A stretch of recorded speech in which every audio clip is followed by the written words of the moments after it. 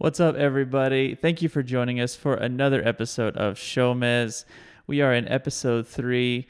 We have been having an amazing time with all of you. Thank you so much for all the support. We really, really appreciate it. As people are start rolling in, I'm going to ask you, as always, to share this broadcast, hashtag SHOWMEZ on all your favorite social media outlets. We'd love to let's break 2,000 once again, maybe even get up close to 3 as we have our special guest tonight. If you've been paying attention to our social media, you know who it is already, but I'll save the suspense a little bit for anybody that is not familiar or that is not aware. Until then, let's have the rest of my co-hosts join in. Mr. Nate Sexton, Jeremy Koling, and Paul Ulibarri. What's up, guys? What is up? Hey, what's going on? Paul, sick backdrop, dude. Thank you. That's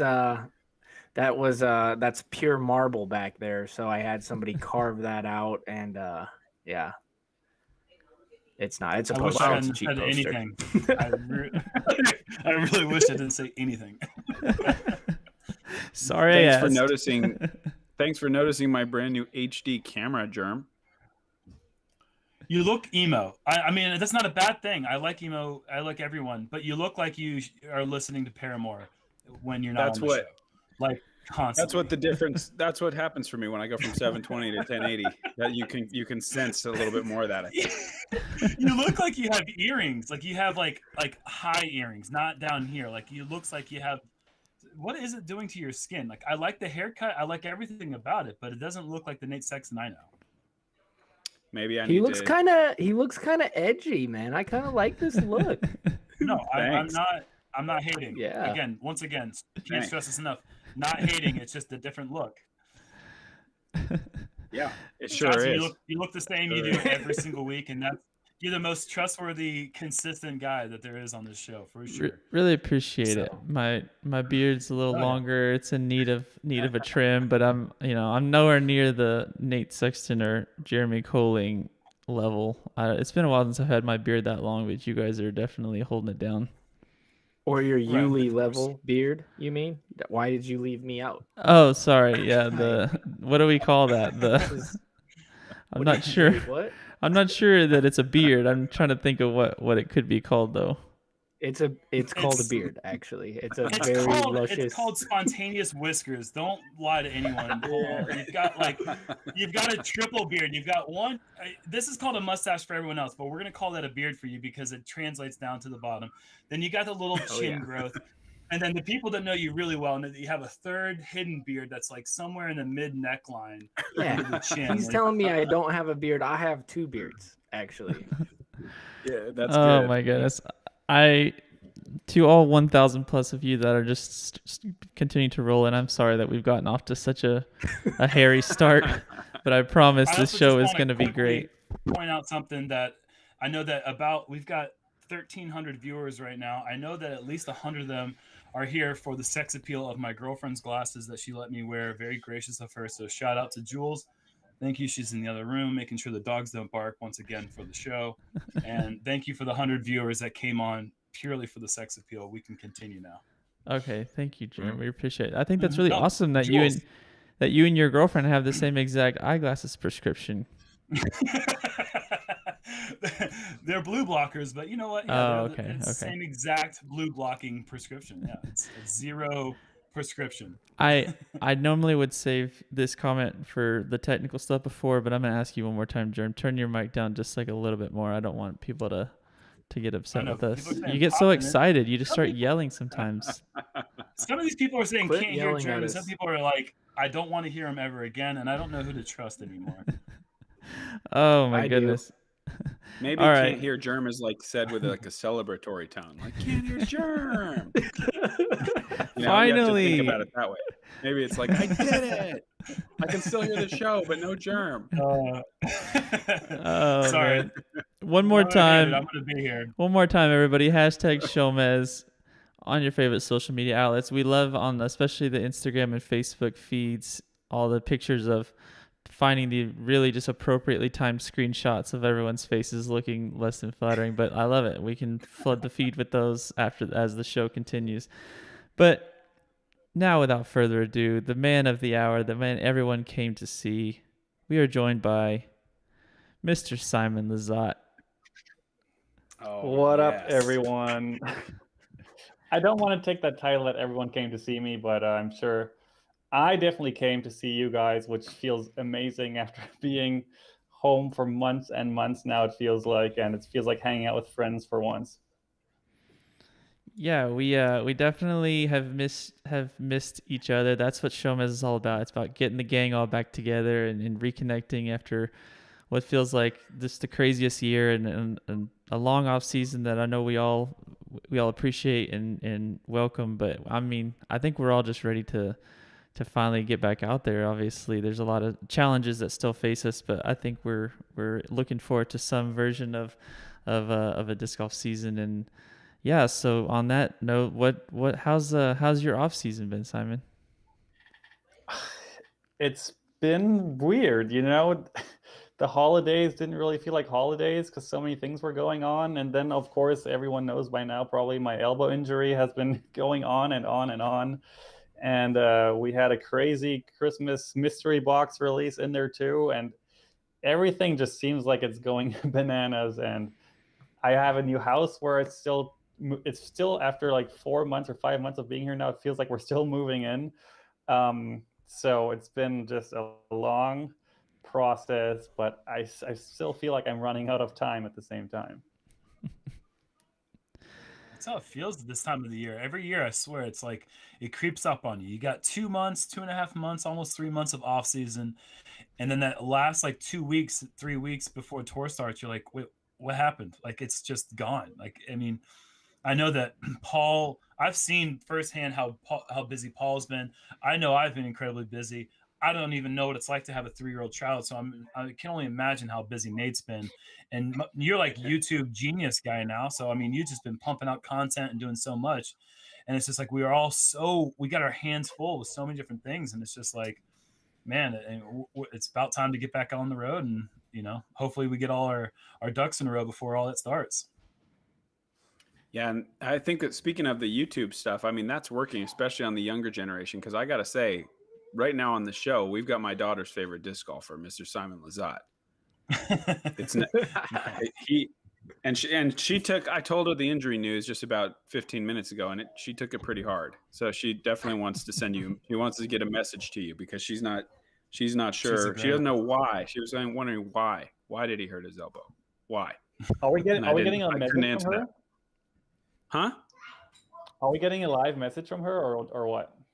Oh gosh, I don't know. Maybe when she's getting closer to bed. It could be dangerous to bring her into the show this early. I just heard her scream, and I know that's she's in the house. So I'm not gonna try to mask that. She's certainly in the house. but she may come stop by. She was Simon, she was not happy. Oh, go ahead. No, go ahead. No, I was gonna say, not only do you have the younger generation that's obviously you're their favorite, but my roommate is 73 years old and he cannot ever stop talking about the shots that you threw on hole 9. He's the spotter over there. So not only are you the favorite of the younger generation, you're capturing the hearts of the older generation as well, man. You have the whole spectrum. Dude, how do you feel about that? Hole 9 is a very unfortunate hole for someone to spot for me because I've had everything from a 3 to like an 11 on that hole and everything in between. So and I've tried literally everything. I think I've thrown putters to 360s. Everything has happened on that hole, so I can see why it's definitely entertaining. Sometimes it might be hard to like root for me after seeing what I've been doing on that hole. But yeah, I know the guy, of course, you're talking about, and he's one of the coolest and most energetic spotters out there. And it's always just a blast just talking to him for even if it's only like 10 seconds after the hole. It's just such a good time with all the volunteers.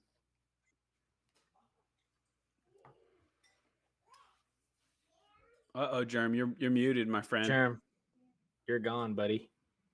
Can you hear me now? Yes. Are we talking USDGC? Yeah. Yeah. Okay, I'm sorry. I'm getting all these people complaining about the audio. I'm trying to fix it. I don't know what's going on. Hey, I got a nice microphone. I mean, it's small, but it's a pretty good one. I don't know what the heck is going on here. I've never had these Sounds issues fine right before. now, man. It All right, sounds well, fine. You hopefully that have the works for floor. everybody else. No, this is all Simon's time. But yeah, you're a tough person to spot for. That's what I do remember. We were talking about that. I mean, Yeah. I'm thinking about one. If and this shot wasn't even caught on film, even though we had a camera crew with us.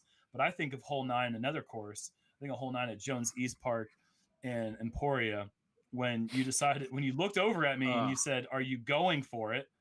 And that was a par 4. It's like story. 780 feet, and I'm like, what do you mean? I'm like, yeah, I'm gonna go for it. I'm going for a great shot, like everyone else on this hole. Like, what are you talking about? And you're like, no, I'm going for the pin. I'm like, all right, well, you're talking about a different type of disc golf than what I've got, buddy. So anyways, yeah, that shot right there, like you went 250 feet past the catch cam. Just to put things in perspective, that shot will never be forgotten by me. That's for sure. Yeah, I think we can all agree that Simon is he's probably the most entertaining disc golfer to watch. And I think that's why you have all these fans and everything. I mean, you're one of my favorite people to play with, without a doubt, because you can have the greatest rounds ever. And then you also have Simon who does this. Are you serious? Simon is the reason that reaction cam in our productions and others have become so popular. Like when Simon's on the card, I'm like, I get excited because Michael's gonna be able to use a lot of reaction cam angles because Simon definitely plays to the camera and not even like on purpose. It's just like the amount of emotion that you show out there. It definitely enriches the broadcasts with the reaction cam angles. Probably leading the tour in terms of amount of time spent laying down on putting greens. Even though he doesn't lay down long. It's not like I'm not saying he's breaking any rules or doing any courtesy violations, because it's just like a quick little 3-second lay down, but he'll get all the way prone on the putting green fairly often. I'm trying to find my all-time favorite screenshot. I don't know if I have it on my phone anymore, but it's from the Memorial 2015. And you can see his putt. The putter is directly over the basket, and his hands are already in his face. And you know exactly what's happening.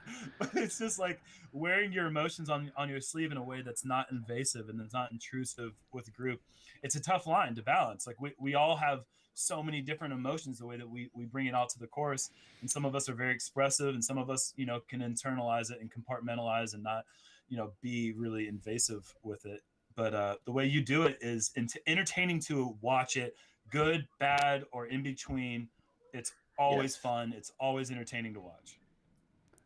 Yeah, well, I feel kind of flattered right now. And I mean, all those moments, sports is like a fine line between serious and performing, and like it's a show. At the end of the day, it's kind of like a live show. And I just feel like when I watch pro sports, I love seeing the athletes react and showing like real emotions or even having a joke or something. So I think that's why kind of like, I wouldn't say I like actively put on a show, but I definitely try to sometimes cautiously be like, come on, give the camera something, or just, be silly and not always too serious. Well, once you kind of get into like, I'm not going to say you're typecast as the reaction guy, but you know that you're the entertainer. You know that people, the fans' eyes are on you.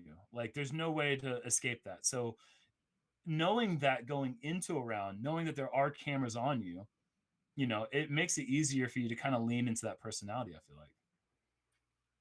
Yeah, and especially now that everyone kind of knows that, especially obviously the media crews and the camera guys know all that by now. So I feel like it's always like extra in my face. And like some people, they show like 2 or 3 seconds after their shot and then turn away. But for me, they stay there for like 30 seconds. And I'm just like, what? What's like, come on, give me a break. I've been guilty of that. I'm not going to lie. We don't always use the footage, but sometimes I hang on a little longer just to see. I can't help it. I mean, Simon delivers so many times that like, how can I not just wait and see, especially if like there's not much else going on. I mean, like who can blame me? Because if we catch something great, then we'll be glad that we hung on the Simon cam a little bit longer. It's just This is my favorite Simon shot.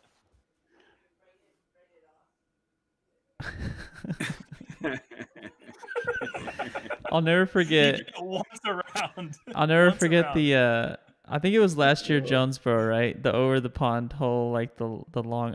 What is that? Like 15 or something, 16. And Yeah. and Simon does the. I don't even know what you took on that hole, but poor Simon he four putted or something.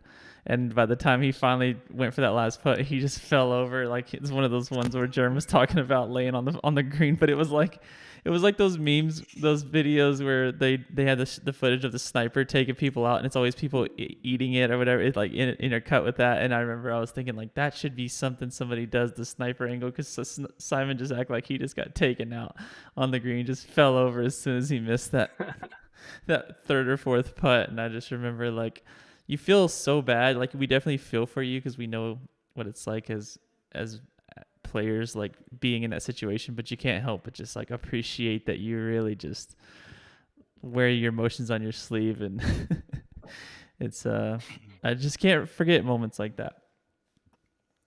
And Simon, not to darken the mood here, but I want to know, give us what you can about what's going on with this injury. I'm married to a doctor, so I've actually heard quite a few medical terms. So, I might be able to shed a little light on things, and you never know. Also, you're not a doctor. Just make sure that people know that you're not a doctor. Just let people. Very far from it. I've been in the room with one today. Yep. Right now. Hold on. I know we need to get to the injury thing, but for the sake of the way the show we have it flowing, we're gonna put a pause on that. I'm sorry. It's a tease. We'll call that a tease. Before we get to the injury, I'm too curious. I'm sorry. Before we get to the injuries, we need to talk about Simon's new disc, the Tilt. Look at that thing. It's beautiful. Tell us about the Tilt. Falcon? That's such an exciting development in disc golf. Is that a gazelle? That's a good one. Tell us about it. How did the Tilt come to life? Like, tell us how it started. Okay, so basically, UC does once a year or something this thing where he will just send me and Eagle something in the mail without telling us what he sent us or why or what it is about, with a little letter inside, and that says like, okay, this is going to happen, and now your job is to do this and that. And in this case, it was like a black mystery box with a letter in it that said, hey, for the Christmas mystery box. So this was back like in March last year, so we had about 9 months to plan the whole thing. But for the Christmas mystery boxes, I was supposed to design my dream disc, and that was going to be the mystery disc for that edition of the mystery box. So I was like, what? Like, I've never designed a disc. I don't know how to design a disc. I don't even know, like, every disc I feel like that has someone dreamt of has already been done. So what could my dream be? And obviously I had a couple of ideas. I think I had 3 main ideas of things I would like to do. And I obviously got right on the phone call with Thomas Ekström, who is the disc designer for Latitude and DD and Westside, who has designed over 150 molds for discs, which is, I think, it doesn't sound like that big of a number, but to think about how many disc designs it is and how much work goes into amazing. that, it is literally insane. I don't know how much like a Dunapace or someone would have designed, but I don't think, maybe not quite that many. Anyway, so I was like, probably close. Yeah, I mean, but over so many different brands, and Dunapace was only on Innova. Okay. I don't know. Does Innova have 150 molds? Probably not. We have 150 flippy Not currently. Like, maybe if you like went through all the history. Yeah. It's probably close. The Wombat 3, there's like the Skeeter. Do you even know that is a disc? I mean, it's in my dad's bag. Yeah, there's 50 rocks just on the rock alone. There's 50. So yeah, you're right. Oh, of course. No, but go ahead. Please continue on that. Yeah, so I wanted to do something kind of crazy. No, I've been like the trick shot guy, and I want to do something that hasn't been done before, which is pretty hard to do nowadays because there's so many things out there. So I talked to Tomas, and I learned a lot about the process that goes into designing a disc. And I didn't know that like 1 millimeter in this design is like huge amounts of change. So if you change something 1 millimeter, that actually makes a huge difference. So Tomas was like super quick with it because, believe it or not, but 9 months to design, produce, test, and then run a disc is like barely enough time to do that. So it was a huge rush. And he drew this up within like a couple days. It looked absolutely insane. We said the most overstable disc ever made. And, you know, everyone's heard this before, like, oh, this is the most overstable disc ever. And then you throw it and it's like, well, yeah, it's another Firebird, kind of like that. But I was, That's when I that's got when the, you personally, when you throw it, that's how it happens. Like, oh, most overstable disc ever. Yeah, okay, whatever. Next. For us, yeah. it's sort of a more powerful experience. But continue. Okay, and anyway, when I got the first prototypes of the Tilt, I threw it and my mind was like instantly blown. Like I obviously, we're all fully aware of that this is not a disc you need in every round or on every course or ever, kind of. But it is so fun to throw. And I think I've seen more review videos and reactions videos to this disc than all of my other signature discs combined. And the demand obviously was insane. And it literally just puts a smile on your face and makes people laugh. And it just kind of is a fun thing to do. And it kind of went beyond what I was expecting from this. It is going to go in my bag. I know it's going to go in Eagle's bag as well, because it kind of is the ultimate utility disc. Not for all shots you need, but you can literally do stuff with this that no other disc can physically do. So you might How only far can need you it get to every fly? right side up, about 300 feet max, like 250, and upside down, like 450. No way. Yeah, okay, so I'm I gonna haven't watched these videos. yeah, I was gonna say Wait, Jerm. I'm gonna explain say that, this to please. Jerm really quickly before Simon can elaborate. But you need to go watch. Simon has a 2-part video about the disc. Eagle has a video about the disc, and of course, like he said, many other players and just fans have made videos. But it is insane. It is incredible. Like when Simon let me. Oh, now Jerm's gonna try to. Okay. When People are Simon complaining. I'm trying let to- me Let me know throw if the it works. disc, he has some reactions of some people, myself and Jerry and some other players, Casey and I can't remember who. You can tell Oh yeah, us, but John, you're in the video. yeah, and I remember throwing it, and you think, oh, it's the most overstable disc ever, but that is like an understatement if that's possible. I know it's like not really possible, but because we've been told that so many times before.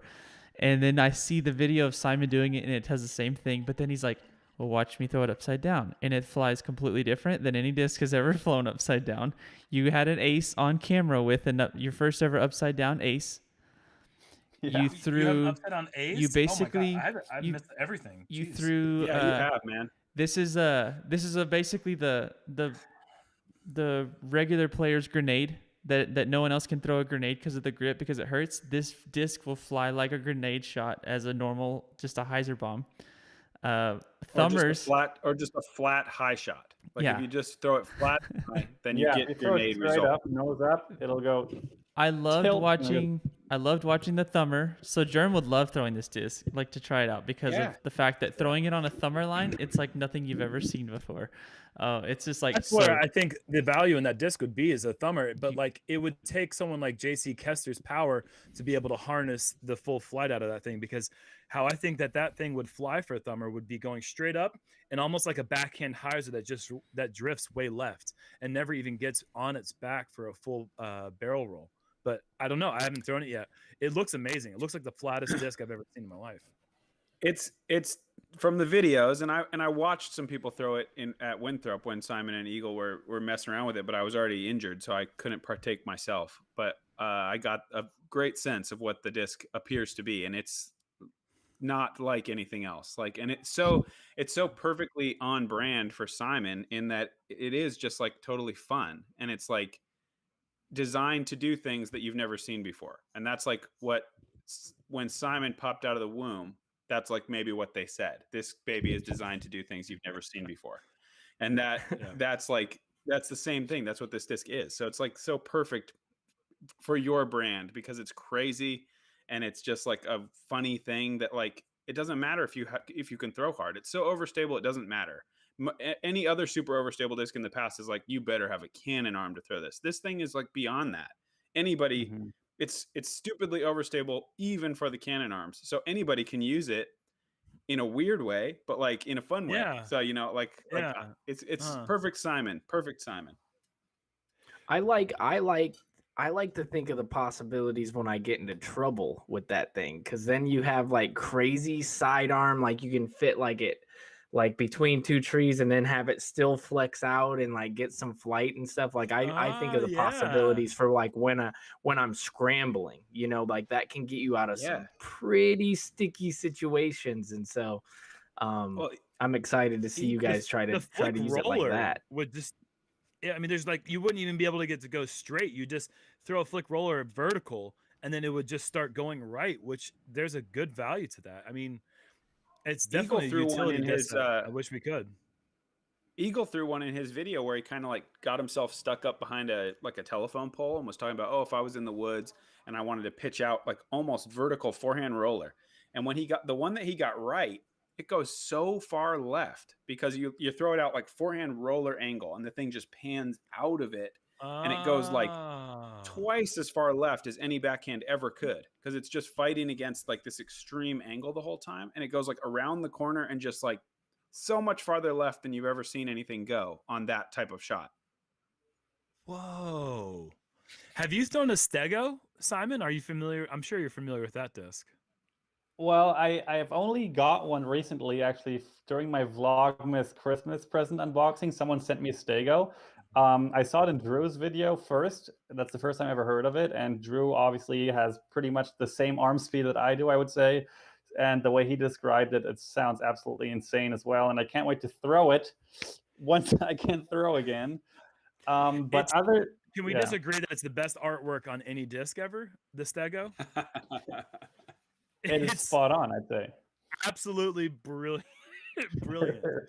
I'm gonna pull it up because it's it's perfect ever. For like if there's such a thing as like a meme disc, you know, like it's that. Yeah. And the artwork is perfect in that vein, just like a kind of goofy and just, you know, like looks just like thrown together, but that's because that disc is just such a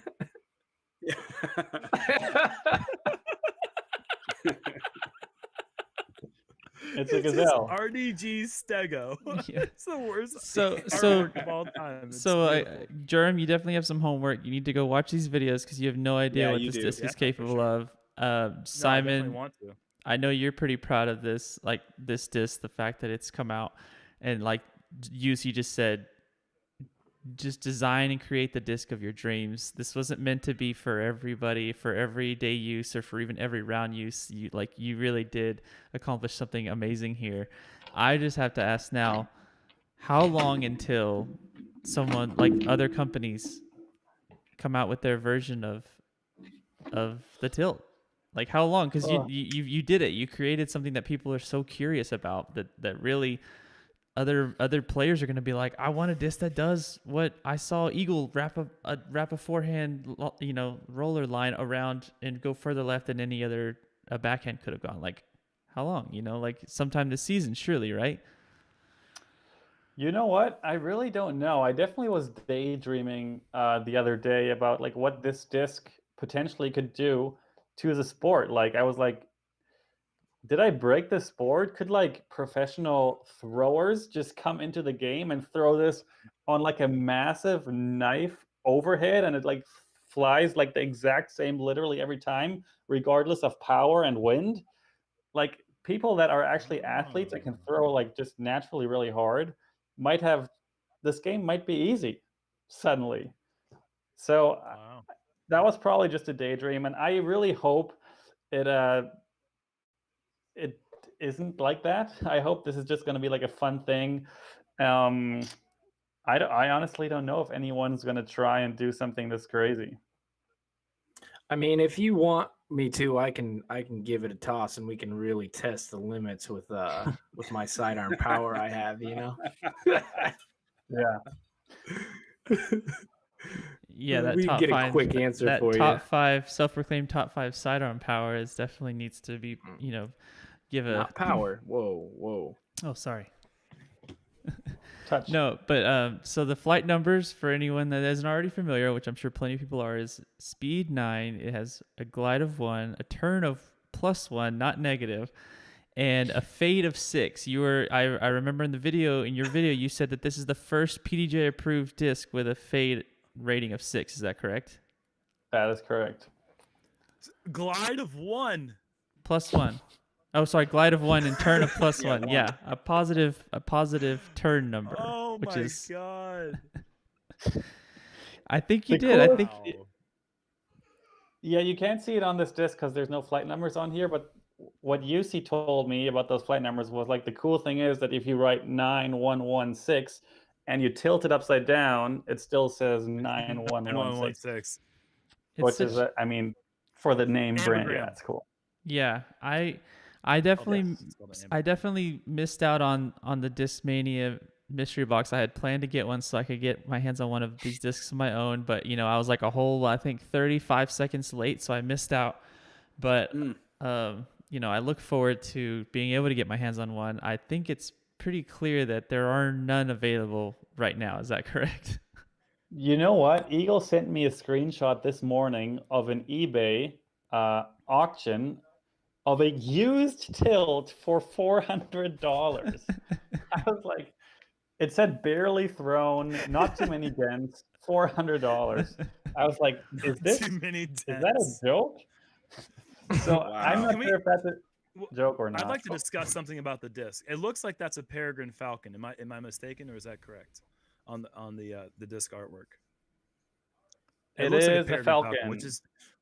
which is the fastest animal on the planet. I believe when they're diving, they can get up to 200 miles an hour. I believe it's something like that. That disc should have an elephant on the cover of it. It should not be a falcon, which can go in straight lines for a long period of time fast. It should be something that cannot be moved by the wind, like an elephant or something else. Well, talk to us about the artwork, Simon. I think it's because it goes straight up in the air and then straight down. There you go. Fast. Yeah, because you can Just like a peregrine falcon. talk to us about the artwork really quickly. How did you settle on the artwork? All right. Originally, I wanted a dragonfly artwork because I've always been a fan of the dragonfly, and also when it flies, it can like tilt in like weird ways. And I thought with the 4 wings, you could make like a sick artwork. But we tried a different artworks of that, and it all didn't really come together.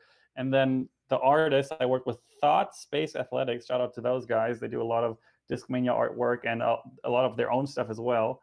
And they drew up the falcon, and I was like, falcon, fastest bird, of course.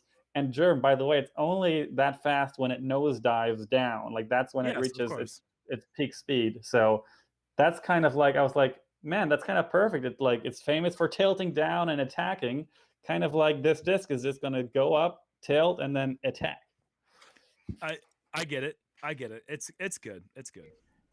It flies like a peregrine falcon with 1 wing. Is how it actually flies. When Simon says it, it's good. When Paul says it, it's the funniest, dumbest thing ever said. I like that, Jerm.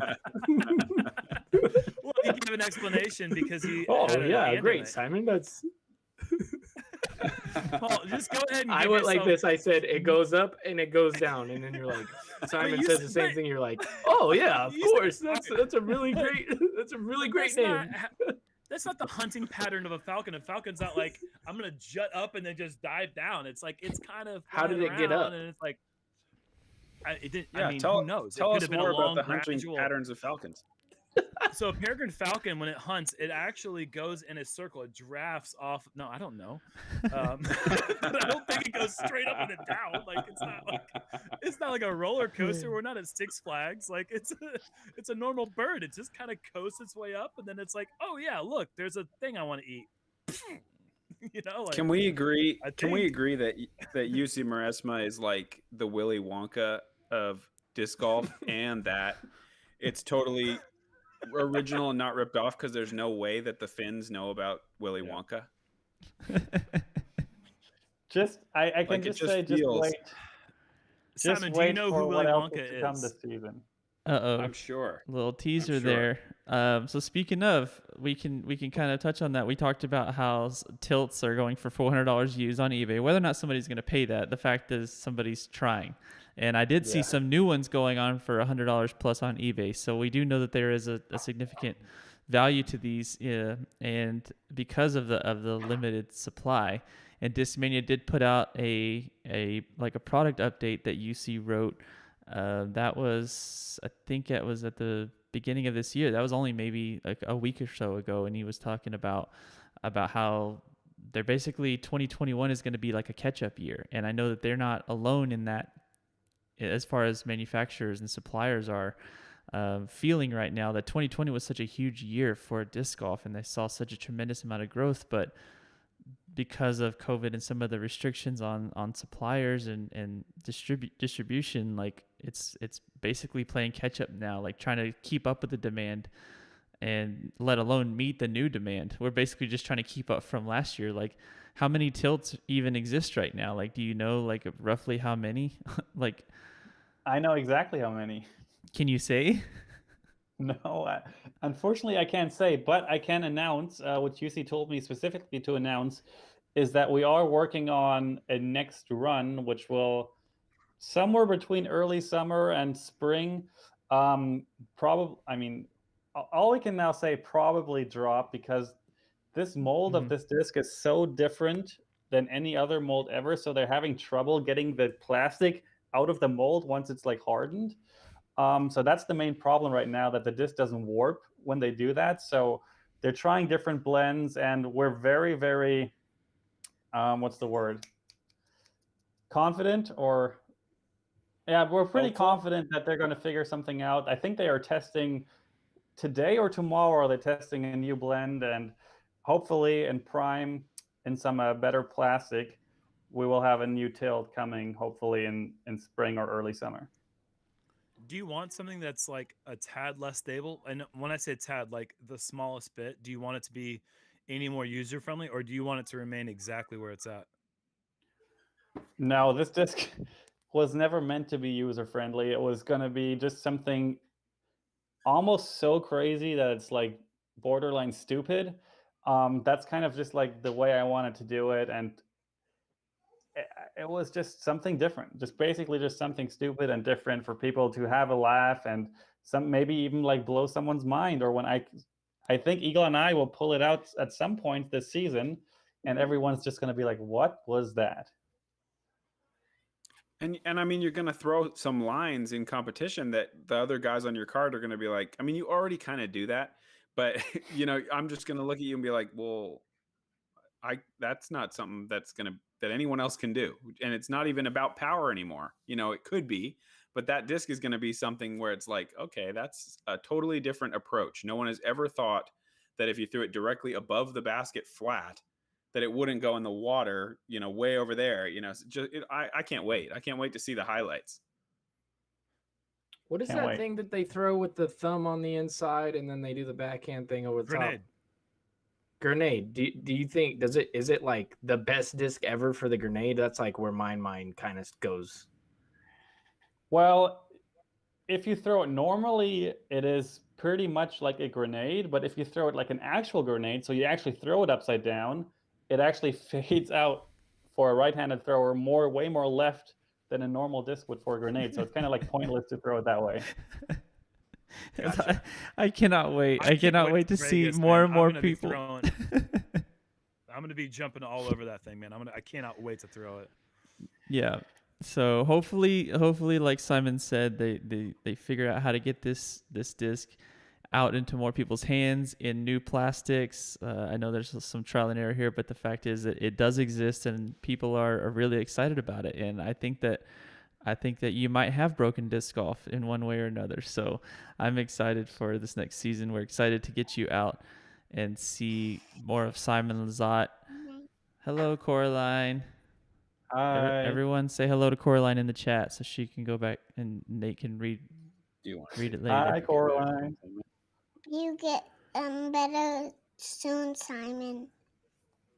Oh, thank Oh you my so much. gosh, that is just that Thanks, melts Koling. my heart. That was how sweet. I already feel better now. Wow. That had to, yeah. He How said could you he's not? starting to feel better. God, that's He said he's starting to feel better. Gosh. So let's move on. So now that Coraline got us back on track on topic, let's talk about you made a post yesterday, kind of telling people, giving them some updates. What did you tell everybody on social media yesterday about your elbow? Yeah, so I think most people know that I played last year pretty much all of it injured. During Vegas and Memorial, all the way to Waco before the lockdown, I was still throwing sidearms here and there with some slight pain, not too bad. But then the problem is my right elbow. I think everyone knows by now, but when it really started getting bad was during lockdown when I was doing the vlogging channel and Casey jumped on board and we were hitting the field every day, sometimes filming multiple videos per day and uploading every second day for 10 weeks straight.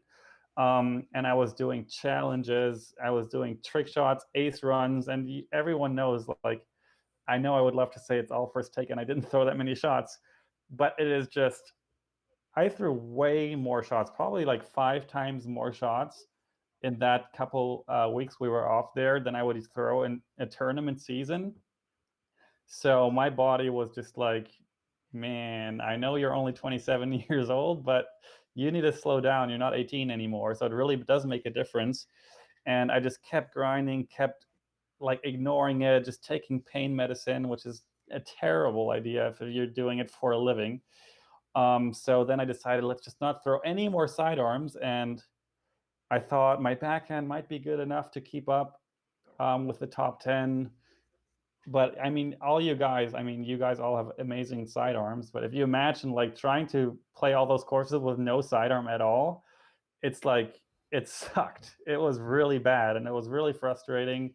The results showed that like about half of the time I could keep up about half of the time, but it really sucked. And then after the USDGC, I threw way too many shots, way too many hard shots at the USDGC because I was like in 120th place and didn't care anymore.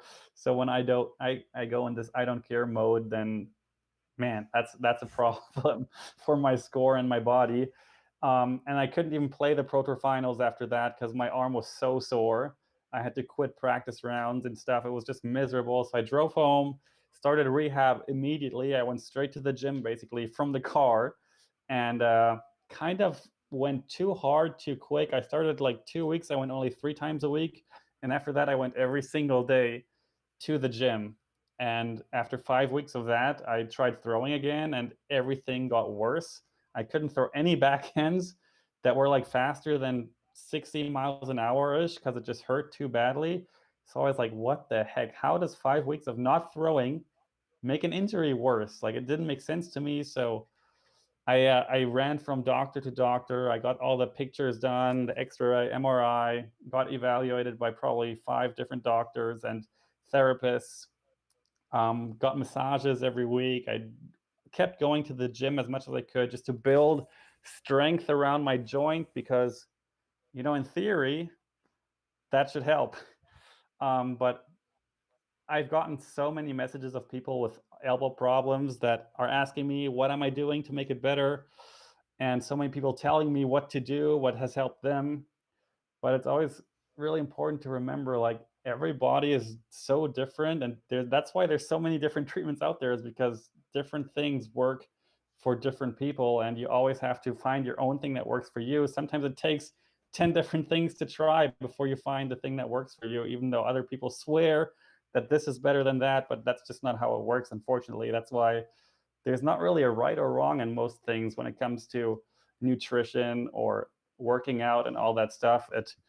You just got to find your groove and what works for you. And that's been a long process for me now. And yeah, latest update came on Monday where the guys were like, we were going much too aggressive and your arm's not getting better. You have to slow down in the gym and you have to start a whole new progress, which will take 11 weeks now, which already in 11 weeks, it's like almost April. believe it or not. But so yeah, I'm definitely gonna have to miss out all of March, and in April we'll see how I feel, if I'm gonna jump on tour already then, or play some local events to like see how it feels, see if I can keep up for multiple rounds, and then I really hope I can join for the San Francisco Open. That's like my latest I It's a would great want to course join. for you. That's a really good course for you. Well, I really think that, quickly, we're you know, not all of going us to can- we're not going to Glen Yeah, Eagles it this got year. moved. It's not. It's the it's not going to OTB that Open. far. It's in Stockton, California. Yes, It's that is east of right. San Francisco. So sorry, no Glen Eagles. Yeah. Well, what do I know? Jerm, I mean, Jerm apparently everyone- doesn't consume any social media like at all. He doesn't know about the tilt. He doesn't know No. about Too busy. his own Too busy. schedule So- for this next year. I I'm mean, just kidding. everyone here, I don't know if Jonathan's had any camera related injuries, but everyone here that disc golfs professionally, we've all had, you know, some serious injuries. Obviously Paul was out for, you know, almost a full season. Nate, you're still kind of going through what you experienced last year, and you know, you've had some other issues with hip related injuries, right? Or was it elbow and hip, or was it never hip at all? Or Not really hip, no, but yeah, lots of other All stuff, right. sure. But yeah, I mean, it's like it's tough because so many people reach out to you and they're so kind, and they're all they want to do is help. But you're getting information with so many different methodologies on how to fix this thing, and you know, like you said, you are unique. You know, what works for you is you're going to have to find what works for you by trying all these different things, and eventually you'll land on something. I know when I had my back injury, I honestly, I was almost at the point where I was giving up because it was so painful to move. As soon as I moved in any position whatsoever, it triggered that pinch in my sciatic, and every single part of my body went into this lockdown mode. And it was like, I didn't think that I would ever be better. And I know that that's not how the body works. The body is amazing and it fixes itself. It's just a matter of time. And that's the main thing that kept me going through the whole process. And I think that's the one thing that we can all remind ourselves of when we're going through these injuries, is that our body will heal. It's going to be better, but it sucks when you can't go on the course and you can't do your thing. But we all look forward to having I you think back there one on of the the course. things that like people at home don't really understand is as a professional athlete, you're almost always injured. Like there's very rare, it's a very rare that I go out on the course and I'm not hurting in some way or another. And I feel like as I get older and you see like now more documented cases of like the greatest players of all time in any sport, you hear these stories where they're playing on like broken bones and this and that, a broken back, a dislocated this, a dislocated that, and they're winning these tournaments. That happens all the time in disc golf as well. I mean, we push through so much pain all the time because that's just what we do. And obviously Simon did that for half the year or whatever. And so a lot of times we can get through that, and then the off season comes, we can kind of regroup and things. But it sounds like what happened is you never really took time off. And that's when people are like, oh yeah, just take time off. No, that's not a thing that we do. Like I play disc golf, I compete. That's what I do. Like I'm an athlete. I've never taken time off, you know? And so for somebody to be like, oh, just rest. Yeah, I know that's the best thing for me, but that's never happened to any athlete ever. And now it's just becoming now to where like contracts in all sports make you have to rest because they know that, you know? And that's something in disc golf that we really haven't caught up to where like we have doctors on site being like, no, you can't even go back into the game. That's how bad this could be, you know? Yeah, and Nate, you I don't know if you wanted to shed a little bit of light on yours, since like Jerm said, yours is pretty recent and you're kind of still dealing with it. Like, I mean, you can like that, yours kind of showed up out of nowhere, did it not? Like at USDGC? Absolutely. And I'm a little more optimistic than Simon, thankfully, you know, with my timetable. But yeah, man, I mean, I was so excited to get to the USDGC. I'd been out not playing like the whole year, get out and see everybody and go play one of my favorite tournaments. And yeah, I mean, I just threw like it was the second shot on hole 10, and it wasn't my first practice round. I'd been there a day or two already. So the second shot on hole 10, if you're playing an aggressive forehand up the left side like I do, we're talking about like a 200-foot shot. And I had already thrown all kinds of full power shots to get to that point in the round. And I threw that little shot, and I just felt like a little pop and a tear in my, like, it's called an intercostal muscle, but basically it's like here, like in the oblique kind of. To where like I was like, oh, that hurt. I think I better go to the hotel. Like I gotta chill. Like I want to play this USDGC. And then like just bending down to pick up a disc was hurting pretty bad. And I thought like, oh yeah, hopefully I'll be better in the 4 days and be able to play. I was thinking about playing even right up till my tee time. And then as I like got it diagnosed and dug more into it, it's like, no, this is a 4-month injury, like a torn muscle, because basically you can't ever rest it, because like every time you breathe or sit up or stand up or do anything, your core is all engaged. So it just can never really like take any time off. But then like other little muscles around it all start to learn to compensate for the injured one. And then the whole thing just turns into like a giant knot in your back. And it's only been like, the last 2 weeks maybe that I've started kind of putting power into forehands again, because I was just scared, because if a 200-foot shot could bring me down, it's like there was no little baby forehand that I felt comfortable with, because it was like such a random thing, like this spot on my body that I never even perceived before, like being able to be injured or even perceived using during a throw. Obviously you're using your trunk and your core on every throw, but it just like exploded all of a sudden. So yeah, now I'm Any doing idea how physical it therapy. happened on a short shot like that? Like how could Nah, it I mean, happen on I something gotta like think that? I gotta think it was kind of like a ticking time bomb situation, where like I had strained it somehow and it didn't hurt, but like all those throws, and that was kind of what got me through like missing the USDGC, because I was pretty bummed about it. But then I felt like, okay, like there's no way, if that shot hurt me, I was never gonna make it through this championship, and I'm happier to pull out before it starts than to be like in it and then get hurt and have to bow out. So that was kind of what made a hard situation a little bit easier for me, thinking about it that way. But yeah, it's been annoying for sure. I've been able to kind of throw backhands during this off season, but it just like injuries are weird. Like I'm sure Simon felt like, if I rest for 2 weeks, I'm gonna be fine. And you just think, it'll be all right. Like it hurts, but yeah, I've been hurt before, and I'll get this right, and it'll be fine. And then you don't realize sometimes, the injuries get a little more serious. And I'm hopeful, for that. Like the back of my mind, the scariest thing is just I'm going to get to Vegas and be in the moment, and it's just going to happen again, and then it's like, then what? Now I'm hurt for 4 more months. It's like, so that's kind of a scary thing to me. I want to make sure it's strong and make sure I'm able to, play at my top level, so it's a hard thing for sure.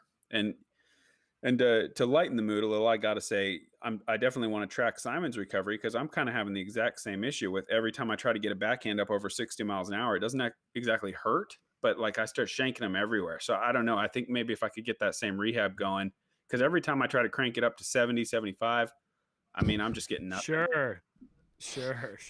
That's yeah. Same. That's like 60%, 70% shots up there, the 80 mile an hour range. Yeah, it's kind of like laying up a little bit. It doesn't hurt, but it's just not connecting up in that 70 mile an hour area. I don't know. Sure. So I definitely want to I'm definitely gonna be picking your brain, Simon, after you get right and you're healthy, because I need to get my speed back. I'll vlog it all. You got it. Great. Yeah, that's we definitely can count on Simon doing a great job of documenting the process. And I know that you could even say that, moving into our next topic, like Vlogmas, that might have had something to do with the slow progress on the recovery, right? I mean, you vlogged for every day for was it 25 days or something? Is that how Vlogmas works for those that aren't familiar? 24 days in a row. Yeah, it's this thing YouTubers do in the month of December, moving up to Christmas. And it's just kind of, for one, apparently ad revenue is higher in the holiday season, because people pay more to have their ads there because it's Christmas time and everyone's buying stuff. And for the other, it's, it's Christmas and everyone wants to like their subscribers to be like happy. So that was like, I was like, man, I'm not really doing anything else. At that time, I didn't think my injury was just going to keep on bothering me. I know Eagle has been doing it for, I think this was his 3rd time. So he did it the other 2 years past. I saw Brody was at least attempting to do it. I think he didn't quite pull through because he had a lot of other things going on. And it is a lot of work. I mean, I had so much help. Casey was in, I think, 3 or 4 videos. And then I got Yuli to come out and join me at home, and I think we made 3, 4, or even 5 videos. We made That 1 pool or 2 video for his was channel. that was some high class entertainment. That was That was fantastic. good. Both of you guys That did a was great job. incredible. I definitely Yeah, recommend going and watching that if you haven't seen that yet. it was so fun to make as well. It just Mhm. stupid idea, and then with the whole commentary, like we had to re-record that commentary probably 20 times because were laughing like so hard and it didn't make any sense to post it. But yeah, it was so fun. If I had more help throughout the whole process, like if Yuli was there the whole time, or if Eagle was there or someone else, then it would probably be much more doable. But by yourself, not being able to throw really, it was rough. Like some days I would just get up and just like be, what am I going to do today? Because I had at that time 108,000 subscribers. So you don't really want to post complete garbage for like so many people to see and be like, what was that? There goes 10 minutes of my life. So there's definitely some pressure, and there's definitely some standards that I want to like keep up, even though it was hard on day 18 in a row to like be that motivated. But it was definitely an interesting experience, and I think I can say that I ended up making like over $10,000 in ad revenue in December. So that was definitely a great Christmas bonus. So thank you everyone who clicked and watched the videos and subscribed. Like definitely financially and as the experience as a whole, definitely I'm glad I did it. Yeah, I mean I can't even imagine. We've been doing YouTube. I mean, we've been uploading since 2012, but we've been full time since 2017. And I still can't even imagine. The more the team grows, I still can't even imagine the undertaking of doing a video a day for almost basically an entire month. And there you are, and you and Eagle and many other people, and you said Brody even, like to even make it as far as he did, like for us to do a video a day for like a week would still be like quite a process. So huge. I mean, people don't even know, and hopefully, you're able to kind of give people some insight onto how difficult that really is, so they really appreciate it that much more. But for people that just don't understand, like filming and editing are two completely different things, and editing takes so much longer usually than filming does. I mean, depends, because I know your trick shots are those videos can take a while too. But I mean, that's just the nature of them. So the amount of hours you put in. It's good to see that you're able to have the benefit of really just the community behind you and the feedback that you get and the view counts, but also the ad revenue. Like it's obviously like the money that comes with it is not a small thing, because when the season kind of dies down in the off season and there's not as many like tournament opportunities and prize money there, and just all kinds of stuff slows down. So I know it's everyone really appreciates the amount of effort that you put into that, because it's I think you hit 100,000 subscribers back in September, and I know that I was like so excited for that, because I knew that I know I told you, I text you, I could find the text, but I told you, I was like, you took a little bit of a break there in the middle of the year, and I said, you're gonna hit 100K. Like, we talked about it, having a USDGC little party or whatever. I know that was obviously not really possible, but I told you you'll hit it by October if you get back on it. And it's crazy to think like that we hit 100K before some of the channels that did in disc golf, and that's because we committed and we just started posting and went crazy, and obviously the fans followed us, and it just goes to show that it happened to you too.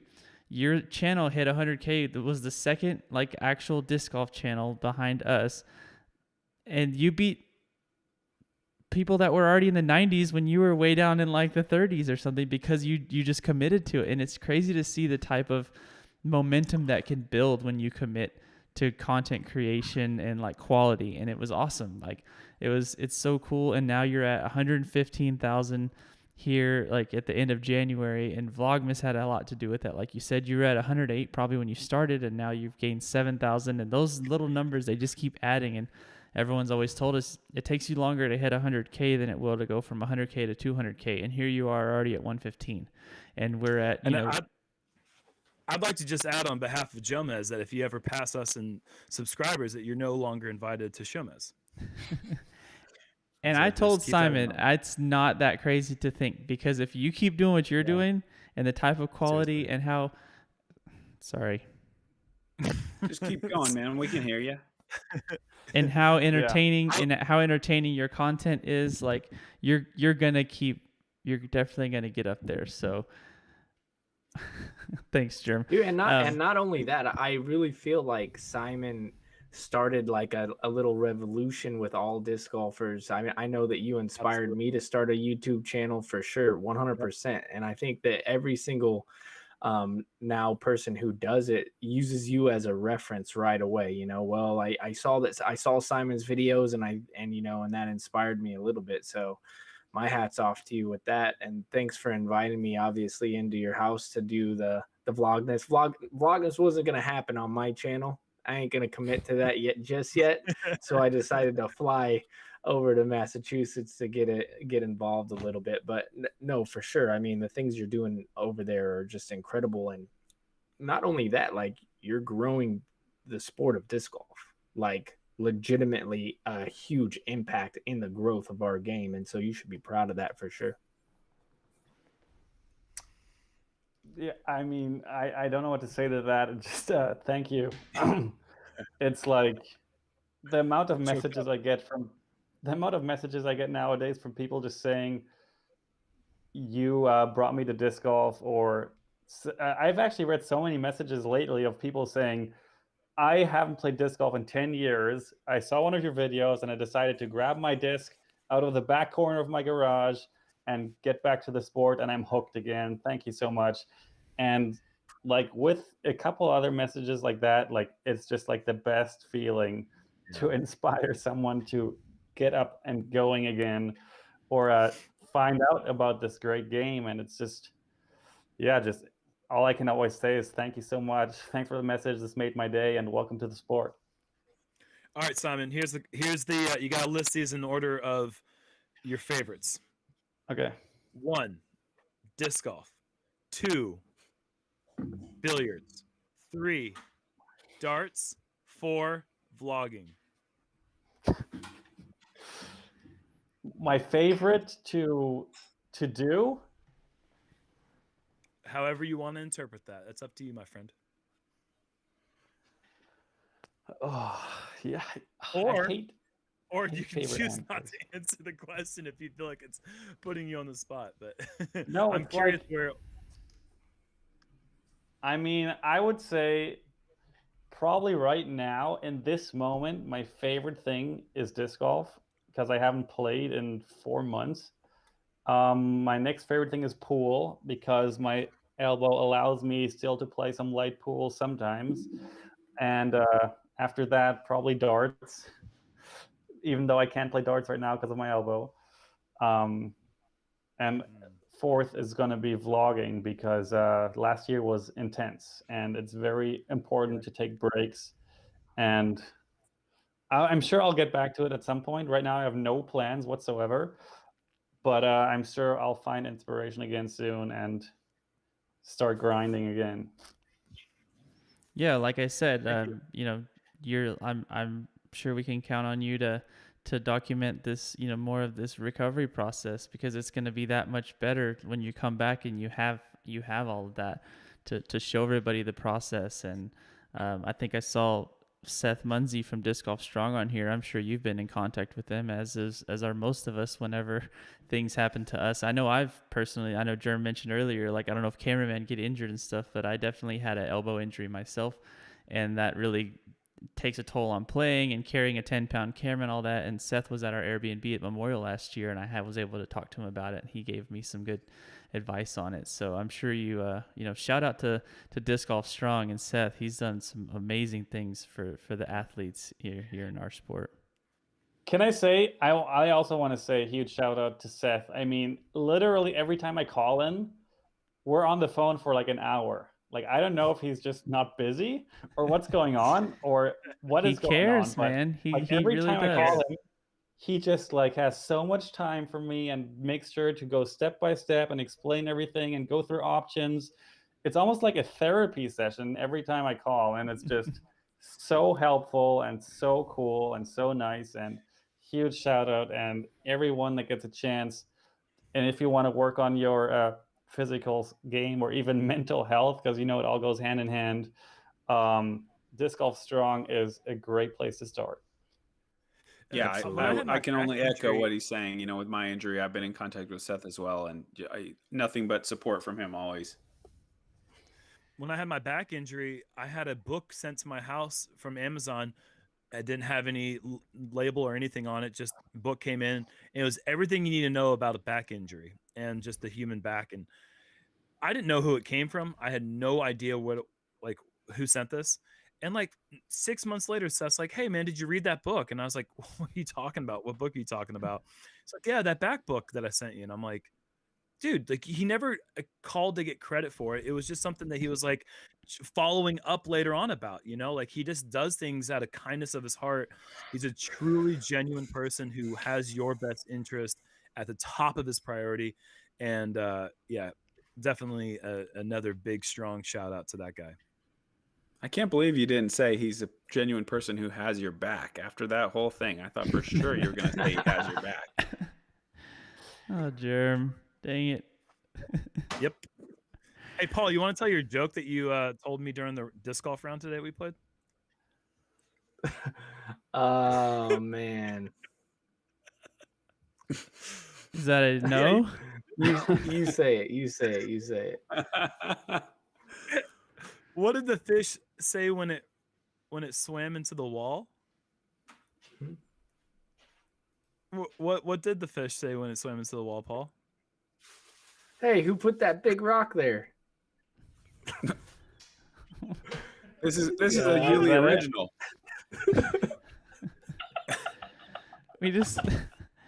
We built up an audience. We built up an audience of 2,700 people so that could be the ultimate. It's a joke because everybody knows it's damn. But then if you just say that, then it's freaking hilarious. It's like that's highbrow humor. You think it's coming, and it's nope. No, you don't. I'm still waiting for it to arrive. I don't know. I still don't know. Well, okay, here you go. Here you go, Nate. On the next hole, I said, "What did the chicken say when he crossed the road?" Hey, why'd that fish run into that rock over there? Yeah, that's pretty bad. Oh boy. I'm really sorry to everyone that's been subjected to that. I'm sorry for everybody too. They have to deal with my sense of humor. It's awful. I'm sorry. Simon already has a little trouble understanding American jokes and some of our puns. So, right now he's probably just spinning his wheels what is going on right now? Sorry. Didn't mean to waste your time. Sorry. Well, Simon, we really appreciate you spending this time with us, giving us an update on your injury and talking about that process, and of course talking about Vlogmas and everything it takes to be a player / vlogger and all of the successes and challenges that brings, and then also the tilt. I mean, just a disc that we're gonna look back on, and I really think it's just a matter of time for other manufacturers just go ahead and do it, because you dreamt this up and Tomas brought it to life, and it's just so exciting. I think it's awesome. I'll never forget the first time I got to throw it and how crazy that was. And now it's just going to be something that it's going to be in people's bags for some pretty unique situations, and I'm really excited for that. Yeah, am I about to be done here? I mean, we're already well over an hour. I mean, you don't have to be done. No, I mean, I'm perfectly fine. Then I just want to say my last words. Thank you guys, and I watch every show, of course, and you guys are always killing it and fun to watch. I miss everyone on tour, and I can't wait to play my first round of disc golf of 2021, hopefully within the next couple weeks.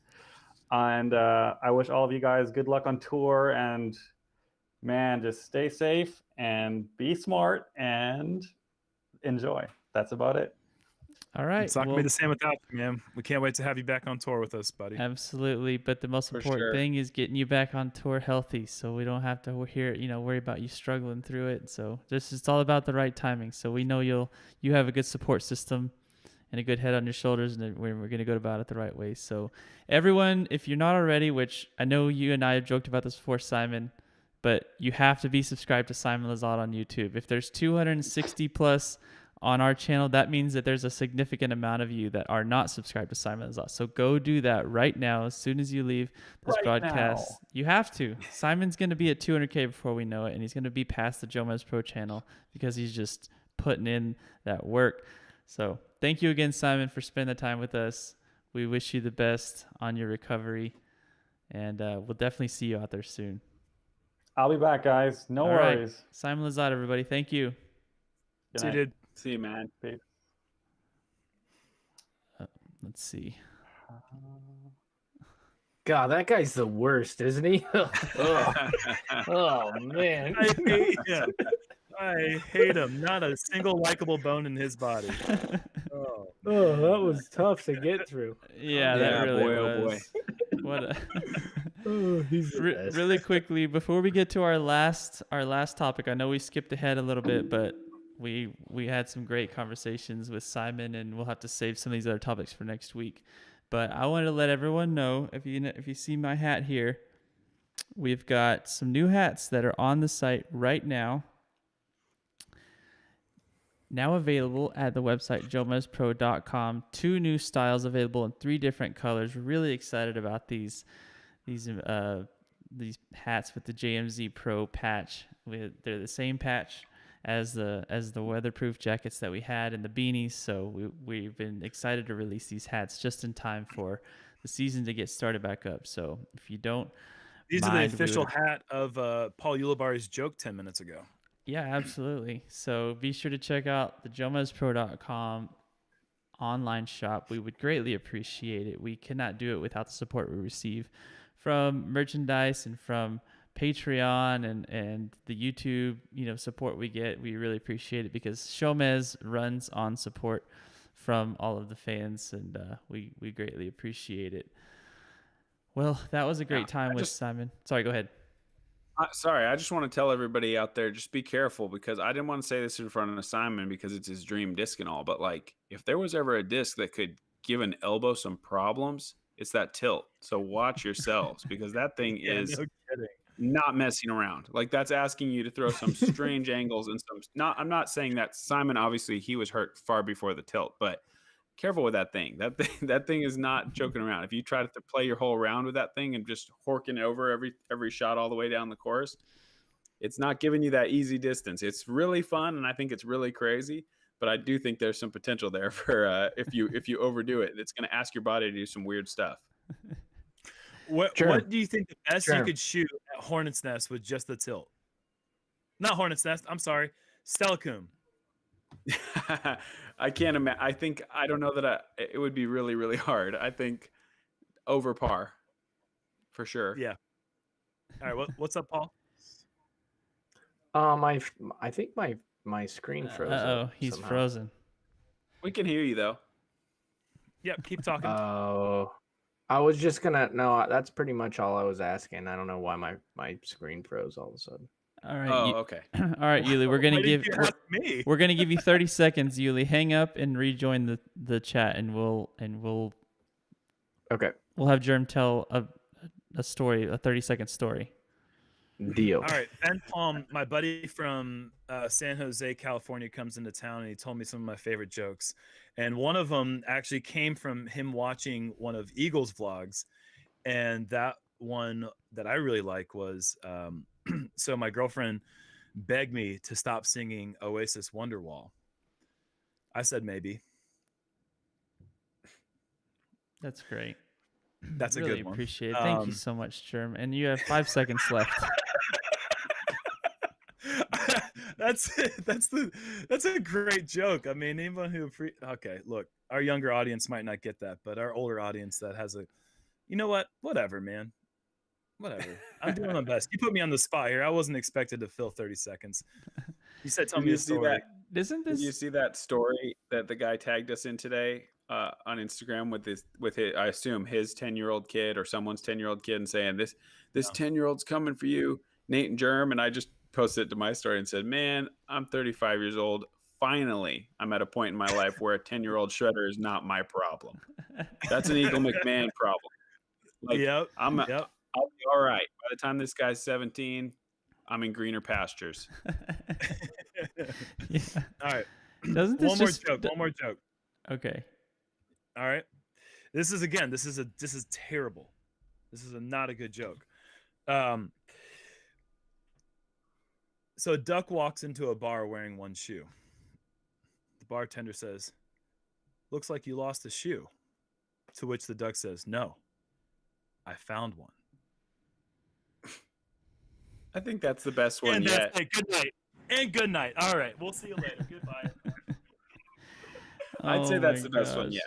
yet. Yikes. Well, I don't know what happened to Yuli. I really think we might have lost him for good. I don't want to tease his special without him. special project without him. We need him to come back. I don't know if is Jerm actually gone? It looks like, at least for temporarily, he'll Yes. be back.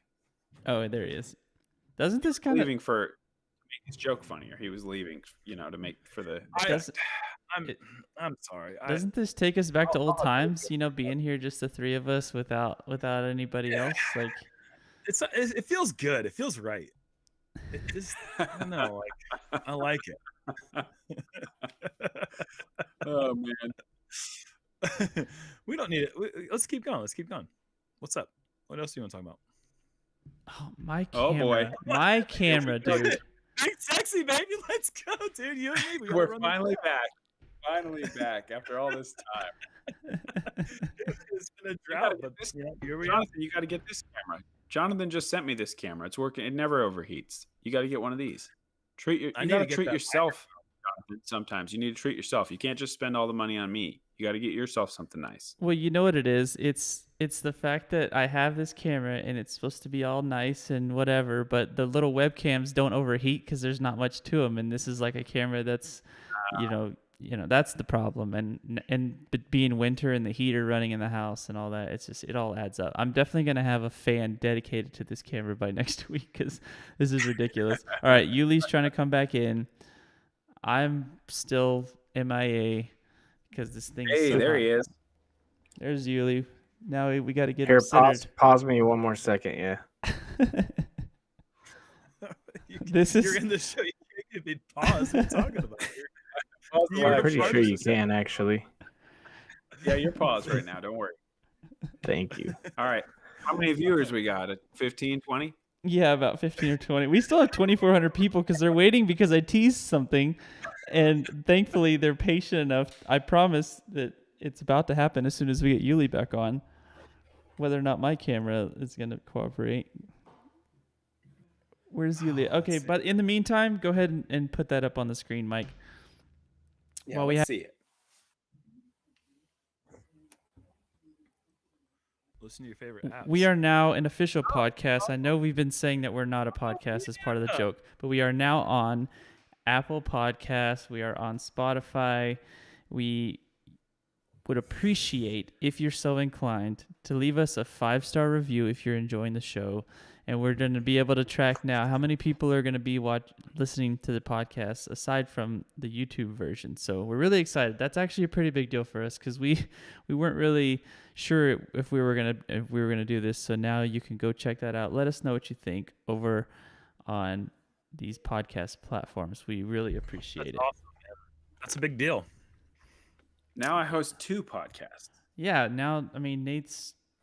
When's the third one? What's the third one going to be? There's like a... All right, should be good. On Running It with Nate Sexton, we got Big Jerm episode 2 coming out tomorrow. So get ready for that. And my audio was way better than it was tonight on that. So, all right, we're gonna get Yuli focused. We're losing them. We're at 2,300. Are you ready, Yuli? This is gonna have to work, I guess. My big malfunction in the Yuli booth, but it's good. We're good All to right. go. We're good. We're good enough to get these people what we promised them. So Yuli's been working on a really special project, and we are really excited to give you all a first look at what this project is. And let's take a look.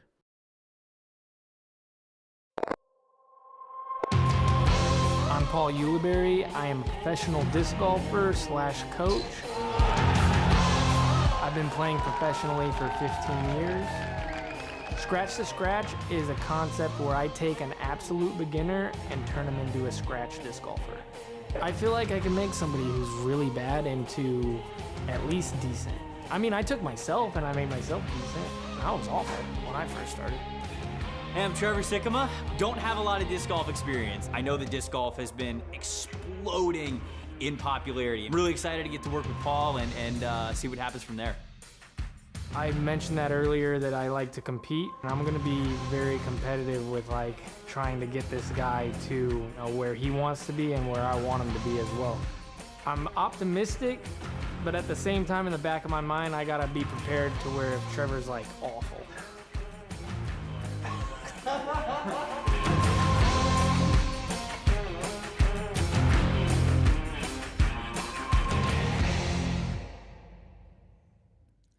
So there it is. Yeah.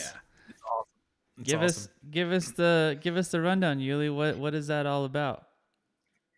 Yeah, so it's just like I even had talked about this with you for a little bit in the off season, and we kind of threw a couple ideas around and things, and then I just figured that I would do it on my own channel, and then it's just an idea of like grabbing a beginner who's never played and then seeing if I could get them good at all, and I wanted to kind of document that and then use my own kind of platform to do that. And so it all happened randomly to where it became like a little bit bigger than that. I went to Another Round, which is a local disc golf shop here in Charlotte, and I asked them if I could have a little help from them to find somebody who would fit that kind of category of like, because obviously people go in there, they've never played before, especially now, and they ask for disc, and I'm like, hey, just keep a lookout for me.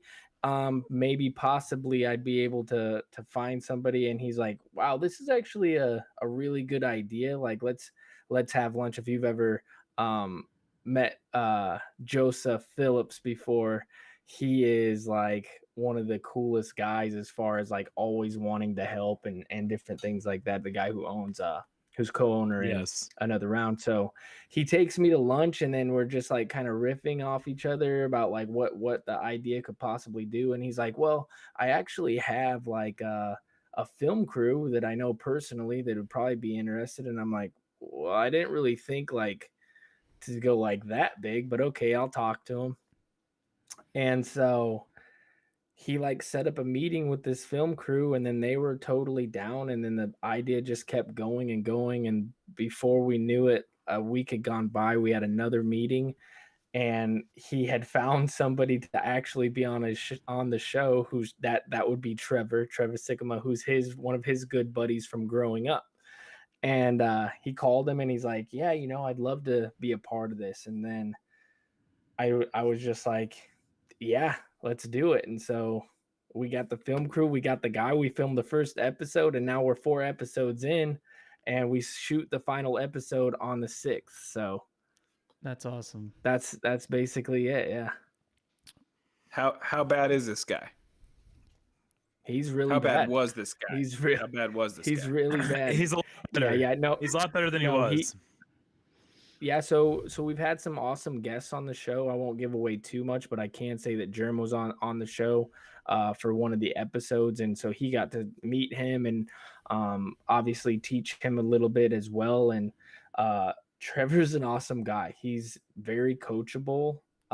He was really bad when he first came on. Obviously, he had never really thrown before, so he was pretty bad. But I think that without giving too much away for like the season finale or just any of the episodes, I think people are going to be pleasantly surprised and highly entertained. That's awesome. He's at the point now where he's like, he's starting to understand the concepts enough that it's starting to frustrate him and actually like kind of tick him off when he's not able to do what he wants to do. And that takes like enough knowledge to be able to have expectations. And so now that he's at that point, it's kind of funny to watch him because it's nostalgic in a way, you know, you can kind of relate to like oh, come on, what's wrong with me? Just do it. You know, that kind of mode of thinking, you know, and it's like that passion in him is there. You know, he has the potential to do it, to get to the place where he can shoot a good round of disc golf in only a few weeks of time working with ball. Nice. Yeah, it's been a super fast process. Idea. Yeah, super fast project. I mean, we started a little over a month ago, so we're gonna be right at about 2 months that we tried to get this guy to be able to par some holes, and it's been pretty stressful, but also fun at the same time. And I've had a lot of support from, like, you know, my sponsors and different things that get this project kind of where it is. And so, I mean, I'm very stoked. And like I said, I think people are going to be highly entertained. And I mean, I've never produced anything or done anything like this, so it was definitely big time learning experience. And I'm very, very, very excited. And so thank you for letting me show that on the show tonight. Of course. And you know that you know, we'll be here to provide updates. We still have a couple more episodes of SHOWMEZ before the season starts. And I know you'll have some developments, and, you know, just stay tuned to Uli's YouTube channel and his social media, but also we'll be definitely giving updates here through this outlet as well. So I'm really excited for it. I remember you first told me about the idea, and now to see that you're about to film the last episode, I'm so stoked. So it's going to be great. And I think it'll just open the door for more people, you know, for more episodes of this, and inspire some other people to get better, and even just some other types of content that will come from it. So huge congratulations to you for making this happen. And yeah, we're really excited. Yeah, I'm going to coach somebody, and I'm going to coach somebody up, and he's going to smoke the guy you coached. All right, bet. There we go. Let's make a bet right now. Are we going to Olive Garden in France again, or whatever the last time we made a bet when Jerm made a bet with Brody? Did we win that bet or lose that bet? We won. You won the bet. Yeah, I won the bet by 1 point, and I never got my France Olive Garden. Well, you still will. Yeah, there's a whole nother season. We got to wait till you can get over there first, though. Yeah, he's good for it. Yeah, for sure. All right. Well, I think we've had a lot of great conversations tonight. Thank you again to Simon, and we look forward to seeing more content from him from his recovery process. And thank you to Nate Sexton. Thank you to Jeremy Koling. Thank you to Paul Ulibarri. Thank you to all of you out there joining us for this third episode of SHOWMEZ. We will be back again next Thursday, same time, same place, with another guest. And I guess, Jerm, you know what time it is then, right? Time to boogie, baby. Let's hear that music. Let's do it. Let that beautiful beam roll, baby. Oh, yeah. Thank you once again to our huge amount of supporters over at patreon.com/JomezPro. We could not do it without the SHOWMEZ Squad, the Follow Flight fam, and the Founders Club. So with that, we're going to send you off, and be sure to go to Patreon if you want to download this track. Till next week, thank you all. Good night. See you guys.